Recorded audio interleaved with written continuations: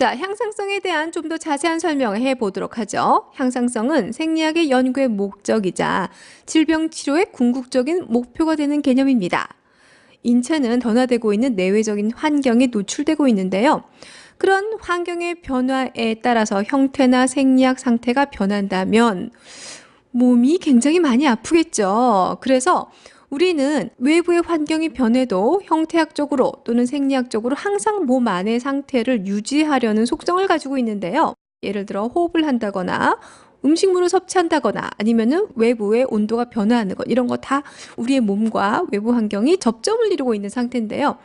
그것들이 변해도 우리 몸이 일정한 상태를 유지하도록 하려는 속성. 자, 이것을 우리가 이제 향상성이라고 말씀을 드렸는데요. 이런 향상성을 누구나 경험할 수 있는 예로 설명을 드린다면, 우리 몸이 만약 외부 온도가 40도가 넘는 곳에 있다면 땀이 비오도 틀리겠죠.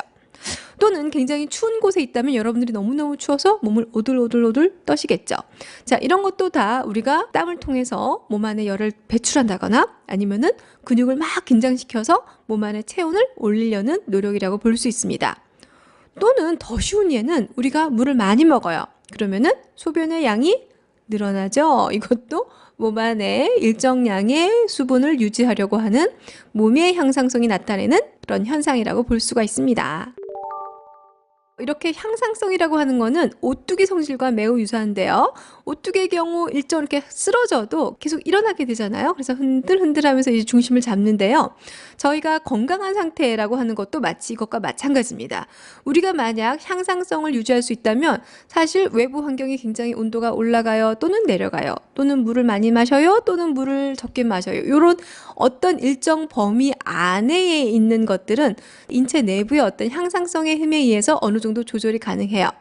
근데 문제는 우리가 조절할 수 있는 아주 극단적인 범위를 벗어났을 때는 이게 향상성이 더 이상 그것들을 잡아내지 못하고 회복이 불가능한 상태가 됩니다.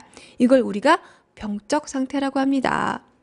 따라서 향상성을 유지하는 것, 몸이 계속 일정의 변화에 대해서 몸 안의 상태를 그대로 유지할 수 있도록 힘을 기르는 것, 이것은 바로 우리가 생명을 유지하는 데 굉장히 중요한데요.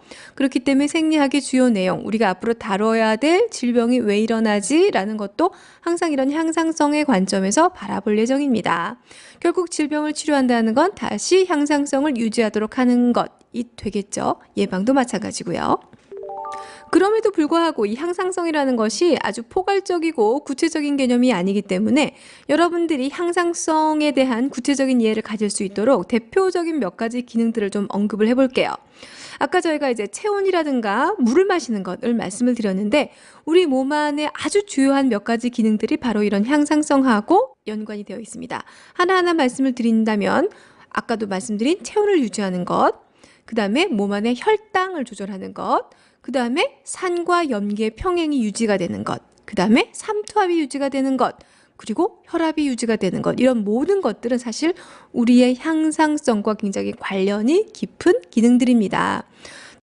그러면 우리가 이 5가지를 다 살펴볼 수는 없고요. 이 중에서 간단하게 체온 유지, 혈당 조절, 삼투압 유지, 이 3가지에 대해서는 여러분들의 향상성 학습을 돕기 위해서 한 번 더 구체적으로 살펴보도록 하겠습니다.